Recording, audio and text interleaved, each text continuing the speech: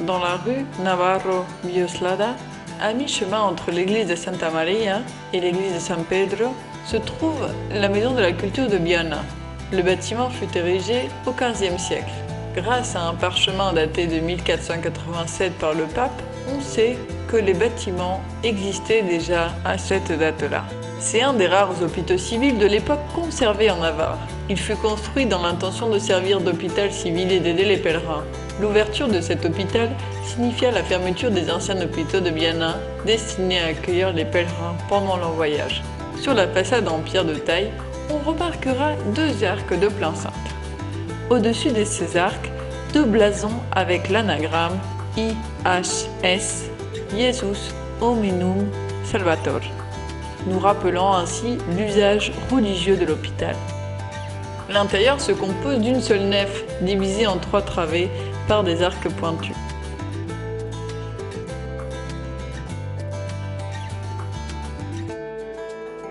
Le chevet est plat et le toit a une voûte en arête.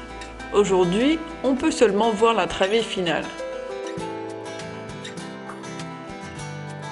La pureté de dessin et l'absence de décoration créent une atmosphère diaphane. La localisation d'un hôpital au centre-ville n'était pas des plus propices. En 1566, après une épidémie de peste, les conditions sanitaires et d'hygiène furent la cause du déplacement de l'hôpital au dehors des murs de la ville. À ce moment-là, le bâtiment fut racheté par la confrérie de Veracruz qui le transforma en chapelle. De cette époque, un retable baroque fut érigé dans le chevet et un étage en briques fut rajouté. Dans les années 80 du siècle passé, le bâtiment fut restauré. Aujourd'hui, on y trouve la Maison de la Culture de Viana. Le bâtiment accueille des expositions, des conférences, des représentations théâtrales.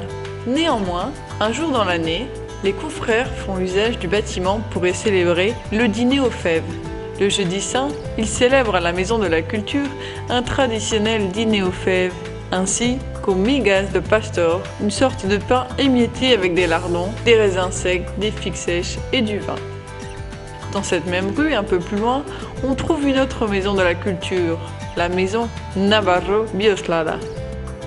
Dans cette maison est né et mort l'écrivain, journaliste et politique du XIXe siècle, Francisco Navarro Bioslada. Aujourd'hui, on trouve à l'intérieur une salle de conférence et la bibliothèque de Viana. Dans cette même rue est né, par pure coïncidence, un autre homme de lettres, Pablo Antoniama, écrivain de Viana.